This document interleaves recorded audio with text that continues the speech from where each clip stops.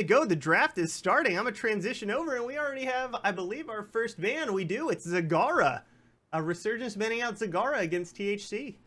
Yeah, I like the ban on Zagara for the most part. She's really dominant on this map. Resurgence then sees the Tron to ban out there and opens with the kill toss. I really like that. Like I said, I wouldn't be surprised. Typically, when you see Zagara coming in and out of play, Jaina and then Thrall, there you go. Boom, THC. I really like that response. I was going to talk about the Thrall when Zagara's banned out. Jaina's really great in the early game. I like both of those together. Anytime Jaina's with a melee assassin, she usually thrives. So I think that was absolutely awesome from them as a draft response. Resurgence here looking to turn it around. I don't know. I think a Sonya is something we can see from them. Or Zeratul. I think Equinox or Kerrigan even. I know he plays Kerrigan as well. That might be something they do end up looking to go to here, Josheb. But their comp can go in a lot of different ways here. Kilthos, very diverse, very powerful overall. So You know, I was really wanting to point out for THC how quickly they locked in that Thrall and Jaina. Oh, yeah. Those were picks that they had already decided they wanted and were just waiting for the opportunity to seize. The Super Sonya, she's back, boys. Tassadar Sonya together once again to synergize. I really like that response from Resurgence. Keep in mind that they're going to be in a double healer long poke fight that they're going to do really well against. What I want to see from THC is make sure they don't pick too patient of a comp. I would really like to see them try and avoid that. CC and Engage is going to be their best friend versus Resurgence with the Chain Bomb, Tassadar shields, making the Super Sonya and Sonya being able to pretty much pick on whoever she wants to get a large amount of kills. So I would really like to see that from them. As for a ban, I think you can see them deciding what they want for the rest of their composition and probably ban whatever complements Resurgence the best that they aren't willing to pick up in these next two picks. This is a really powerful position in the draft phase to be at where THC is. A lot of the time with this is kind of the swing of the tempo when it comes to draft. Usually happens right about here with the next two bans and then the double pick being picked up for THC and then being able to hide their last pick. So hopefully they make a big swing here. I don't think they're necessarily behind. I just don't know exactly where they're going to go with it quite yet. ETC being covered, but looks like they end up banning out Joanna. I was going to ask who you thought would be the most effective ban from THC against Resurgence. I'm not sure why they thought Joanna was the best option there. I guess on Infernal Shrines, she is actually a fantastic tank to have. I could see the logic behind that.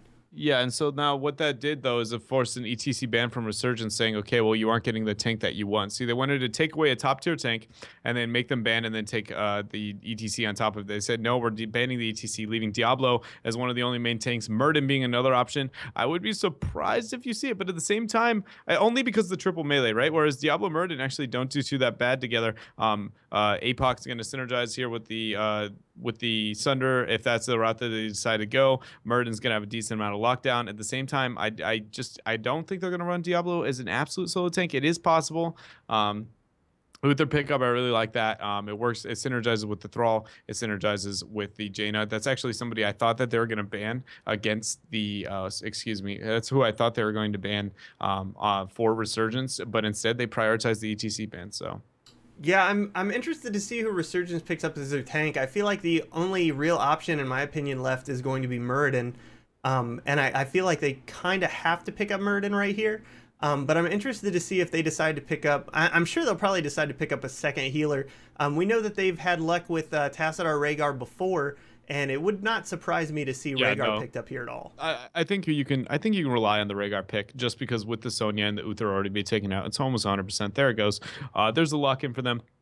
They do want to take that. But as for its solo tank here, I feel like Murden's going to be their go-to, even with the nerfs to him, because of the pick bans, right? ETC out, Johanna out, Diablo is now out. Murden's pretty much the only one man left standing here, and now THC. This is the moment of the draft that's really going to swing it.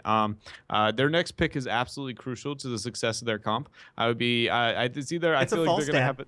Is it? Yeah, no, I think so. I'm guessing. I'm saying it's going to be a false stat. I think a false stat would be absolutely perfect. I like false stat. It's a little counter synergistic. I can also see them trying to go double tank if Murden was still up. Raynor, I would prefer false stat in this situation. I feel like their comp is very much go, go, go, go, go. It doesn't do well sitting back like this. And I feel like false stat at least provides a little bit of a middle ground for that. But the Raynor's going to be locked in here. And it's not a bad pick. I just feel like I agree with you. I think Falstad might have been a little bitter. Also, I think that, like I said before, the pattern with Resurgence in their drafting, I think that might be a little bit of a weak point maybe when it comes to their draft. But not so much their draft, but more so their confidence in how they play against them. If you think about those small mistakes Resurgence have made at times, like one person overcommitting a little bit too much here and there, a false set with a gust fly deep to punish his opponents for losing that one person Yep. is something that maybe they've shown struggles with in the past. So I that definitely might be agree what with they go to. you. I could see them. I could definitely see the logic in picking up Raynor. Anytime you're going up against two tanks, Muradin and Sonya, great examples. You want Yeah. somebody who has Giant Killer, and if it's not going to be Falstad, I definitely see Raynor being a great pick here. Yeah, no, I think this draft is gonna be a really good game. I think both drafts are very good overall. If you had to look at the draft right now off the top of your head, which team do you feel like is gonna pull ahead? Man, I feel like Resurgence has the better draft all around, in my opinion. Mainly that comes from the double support of both Tassadar and Rhaegar. I Okay. think Tassadar is a great pick on Infernal Shrines because of the ability to put out those fields and grab up, some of the little Infernal minions that are struggling with low health. Kael'thas Yeah. once against Chain Bomb, I think we're going to see some fantastic burst there. Sonya with the ability to Whirlwind. I think that team is going to be able to hold the Infernal Shrines with little trouble. They have a fair amount more AoE than I think THC does. Sorry about that. They were joking in the draft about me subbing for them. I was so confused for a second because they put me in the wrong slot. But I agree. Okay. So I feel like if THC hadn't picked Raynor, I like their comp more. I don't like the Diablo as a solo tank, but just the amount of lockdown and raw damage they have from their comp is just absolutely phenomenal, right? Sorry, I gotta get you the invite. That's my bad. There you go. You should be good there. I'm good. But the real thing that I think of the false set swapped, I agree with you. But now that the Resurgence has decided to run a comp that I know they're comfortable with, has a lot of lockdown, has a lot of raw damage, has a lot of survivability, it's just got a lot of things going for it overall. And with that, I would agree. I think if that false set pick could come out, I actually feel like I like THC's draft a little bit more. But now with the Raynor, unless Raynor has really aggressive positioning and timing with his decision making, it's not a bad pick. Like I said, I just Mhm. feel like False would have been so hard to deal with for Resurgence. So a lot of it, this game is going to come down to obviously the wombo combo options here from THC, an absurd amount of engage, an absurd amount of damage, an absurd amount of CC. Whereas Resurgence has that long, patient style composition, poke out with the chain bomb, get a lot of the spread damage, and THC doesn't show the same weakness the Zot had in the draft with the medic being susceptible to those early ganks, so maybe they'll be able to play it out a little bit better here. Both teams, like I said, I think their drafts are awesome, so it's going to be a really good game here. And most of all, it's going to be on Infernal Shrines, which is a map I think we've seen one game on it yet today. Actually, that was my bad. Yeah. No, you're fine. And I think Resurgence has really shown, just in the last couple of matches that I've watched, that they really have the coordination necessary to deal with with an Infernal Shrines map. The ability, Yeah. just the map timings. They've been getting mercs at the most opportune times. They've been being aggressive when they need to be aggressive. They've shown patience when they need to show patience. I'm really impressed with their play, and I'm super interested to see what THC brings to the table to try and combat it. Yeah, no, I agree with you. They have what it takes to deal with it. And honestly, with the confidence of the picks that we saw from THC, I wouldn't be surprised if they were really comfortable with this comp. I've only seen them play one time before this. I was able to cast them in the Divergent Gaming Amateur Tournament. I remember their decision making was very aggressive, and it was definitely unified with their movements. And I thought that was very, very impressive out of them. But at the same time, they did have a little bit of struggles at moments with their choices. I think that won't be a problem here today at all. But like you said, Resurgence has shown their coordination is something I think they can deal with, like with kind of a face roll press R style comp that they are facing with here. At the same time, though, THC, I would not be surprised, like I said, with how aggressive they were in the past when I saw them, to be able to just come in here and honestly just 5-0 a team fight at any point in the game.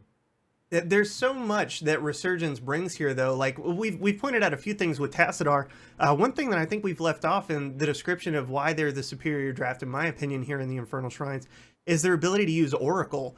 One of the things about Fog of War is the ability for THC to sneak in and try and steal, an advantage in positioning. But with Tassadar having that Oracle ability, he'll be able to see them coming if it's used at the opportune time. Yeah. Excuse me. Sorry, I got distracted there again by what they're saying in chat, Hmm. trying to figure out when this game is actually going to get going here. Ladies and gents, sorry about this. But I agree with you. Actually, if I was to say anything about the draft where I feel like Resurgence actually pulls ahead more than anything is when it comes to wave clear. That, for me, Mhm. is the number one thing that I worry about. Kilthos having pretty good wave clear. Sonya's pretty good. Tassadar definitely is a good wave clear. Yeah. Uh, so that's for me when it comes to comp, that's like the number one advantage considering the map. For Resurgence and what they're able to do. Oracle does help, yes. I agree with you. It does provide a lot of sight, but I feel like their Kilthos, static charge coming from Tassadar, and Sonya just whirlwind spin to win is going to be really what kind of gives them the early advantages here, unless THC just gets on somebody and obliterates them. But Resurgence with Tassadar as a response to that, and then also just being great players putting up great games, it's going to be, I mean, it's going to be whoever outplays their opponents, really. So. Now we've seen a fair amount of Diablo in the games that we watched today. Yeah. Correct me if I'm wrong, but I think the majority of the Diablos that we've watched today have been using Lightning Breath. Yeah. Off the top of your head, is there a reason that they're using Lightning Breath instead of picking up the APOC? I mean, it's an absurd amount of damage for sure. I think a lot of it just comes down to what they think they want their tank to do in team fights. Like if you look at THC's comp right now, right? They have the opportunity to go APOC and get mass amount of lockdown. They also have the opportunity to take Lightning Breath and try and just sunder Ring of Frost, Lightning Breath, kill the whole team. Both are really good. It just comes down to what you prefer more. If you think that your damage output is raw and high enough that you don't need the Lightning Breath as a bonus, why not lock them down a little bit with some APOC, right? Mm-hmm. And also Lightning Breath's a much shorter cooldown than Apocalypse. The map objective typically spawns faster. Then APOC comes up on cooldown without battle momentum build. So there's a couple variables that come into play there. I know for the most part, on any map that isn't like absolutely colossal with small chokeholds for the objective to fight over, I like APOC more. But I think that's also because I'm kind of an old school player in the sense where Lightning Breath used to be absolutely so terrible that I never even considered it. And Yeah. I just very rarely go, oh no, this is actually a really good Lightning Breath situation. I think I definitely am biased towards APOC most of the time, no matter the comp. So. Yeah, and I think, with THC, I very much expect Raynor to be picking up all the stuff around Giant Killer. I don't think that we're going to see Double Barrel necessarily, but I do think that the de facto picks are going to be on. I've noticed with Jaina, we've seen way more Ring today than we have the Water Elemental. And, in some of the teams that we watched earlier, we didn't see a lot of that hitting, and I think Water Ele might have been a safer pick. But I think with the higher execution rates of THC and Resurgence, that Ring is probably the way to go here.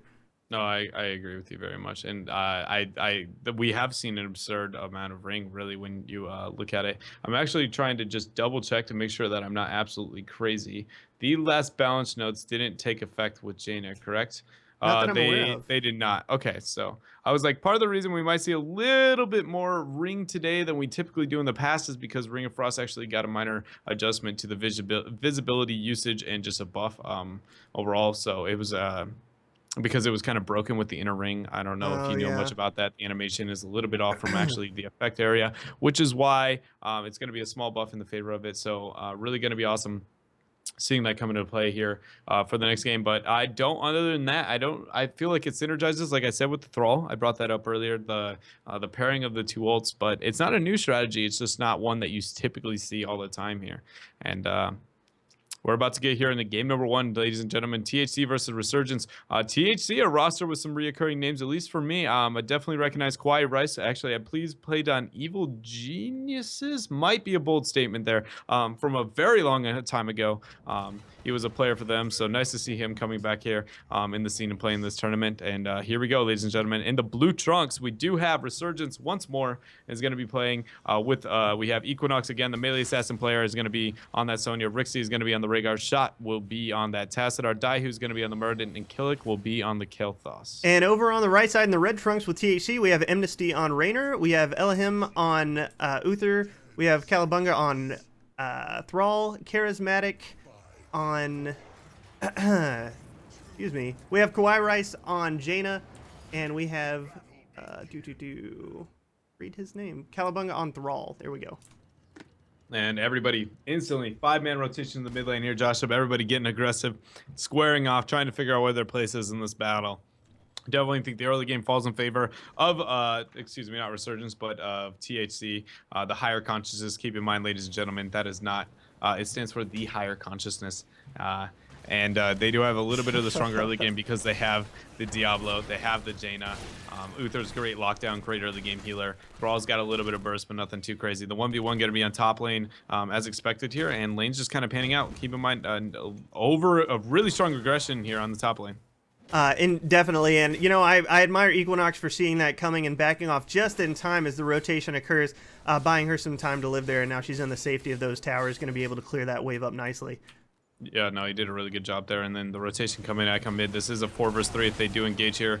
Diablo is a really easy kill target in the early game, especially without getting some of the souls there. So smart decision for him to try and get a little bit of a back out there. And what we see here is the 4-man rotations from Resurgence going mid, bottom, mid, bottom, mid, bottom, playing it like a typical smaller map, but it's a smart thing to do. Daihu pinging to block the rotations there. There they are. They're going to get the siege up. He's looking for the dismount, but they say, we don't care, actually. We're going to rotate top and counter siege. This is going to be a little bit late, so they will fall a smidge behind here. They're even not going to commit. All right, so they're going to give up pretty much a free turret on bottom there. THC Resurgence showing smart decision making here in the early game. Definitely, and I do like that that Oracle that we were talking about from Shot a little bit earlier. Diablo was in the bushes prepared for the gank, but was not able to shadow charge because Shot was able to warn his team, see them coming. Yeah, and look at it just feels like THC doesn't totally understand where their opponents are with some of their positioning here at times. Early rotation coming out from the Thrall, so THC, once he gets there, will be a 4 versus 5, barely beating the Sonya here, but the fight's going to be breaking out. It all comes down to if the burst combo happens with Diablo, Uther, Raynor, and Thrall, all in the same target. Otherwise, over time, I feel like they do not lack, they lack in wave clear compared to Resurgence here. Definitely, and you can see that Sonya is not in any rush to get down to the fight. She wants to make sure her team has 4, and as soon as they do, you see the aggression comes out.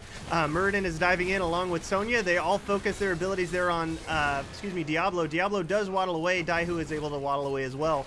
In the meantime, Resurgence does manage to take over this shrine, and now it is THC that is back to poking. Yeah.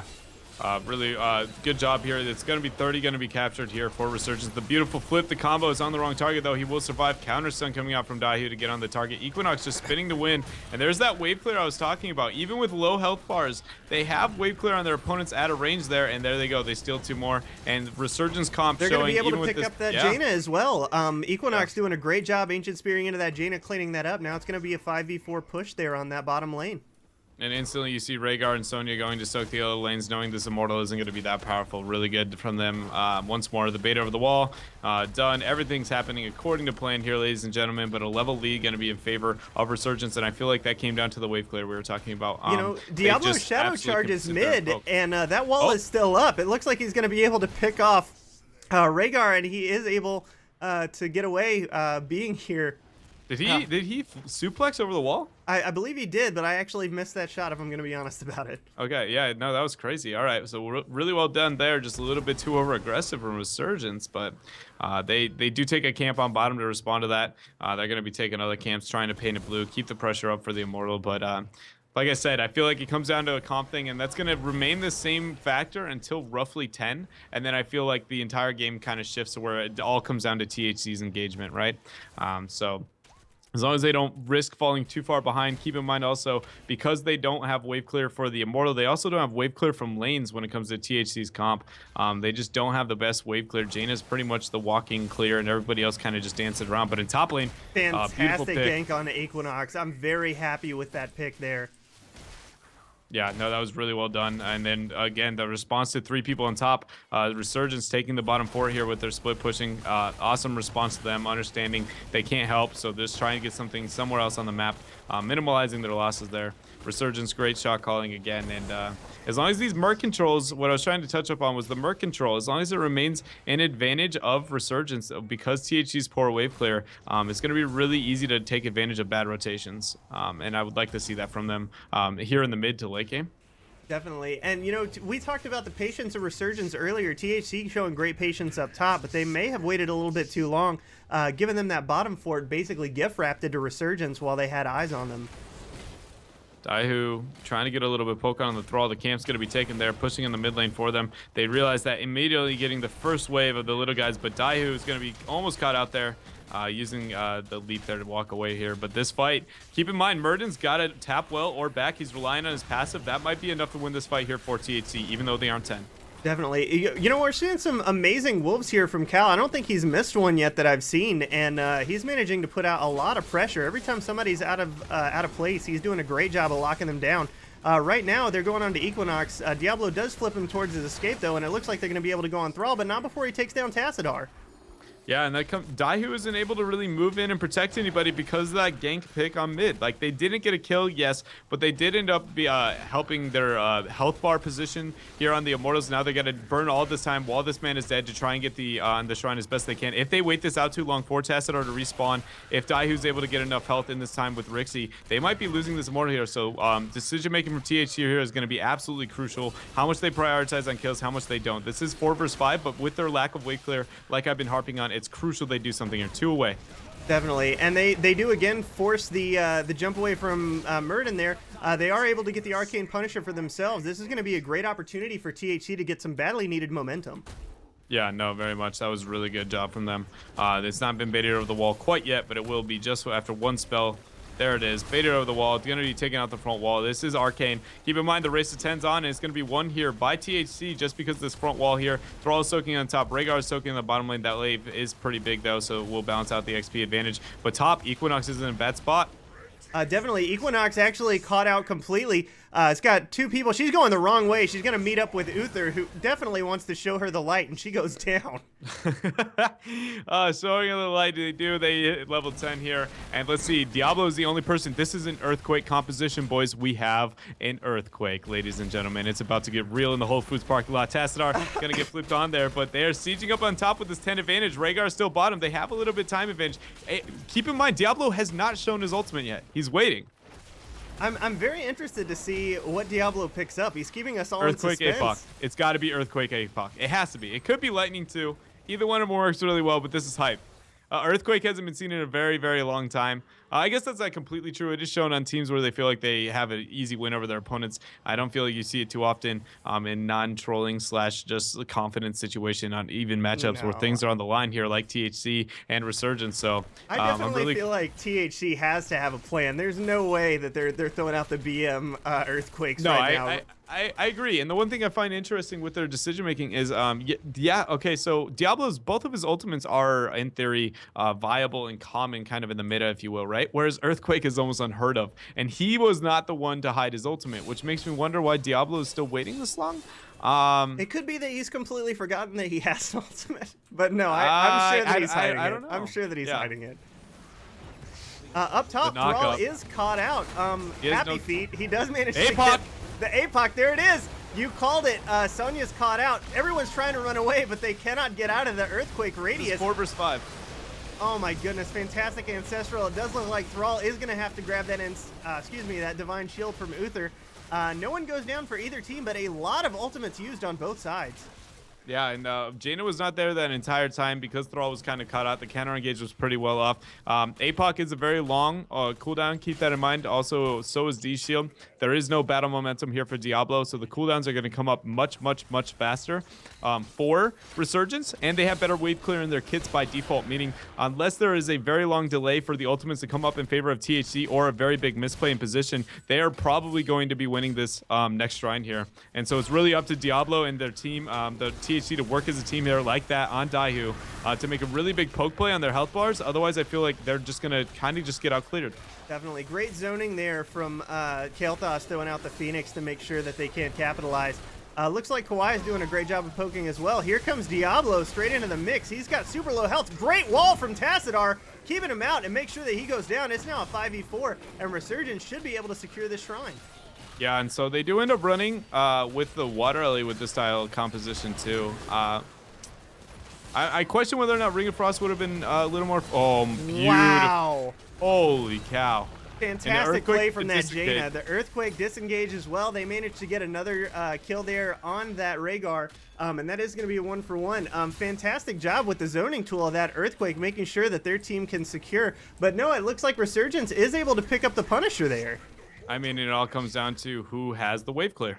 Unless they have their ultimates to hard engage and get a clear wipe. It's just THC's lack of wave clear is very, very hard to make them be able to win the Immortals like this. So it's not so much, as long as they keep winning team fights or at least making big plays with their team fights overall, they're going to be totally okay. But when it does come to just without ultimates, without forcing a hard fight over these shrines, they're going to keep losing them. And like I said, it just comes out to default wave clear within the kits. Jaina here going with the ice block.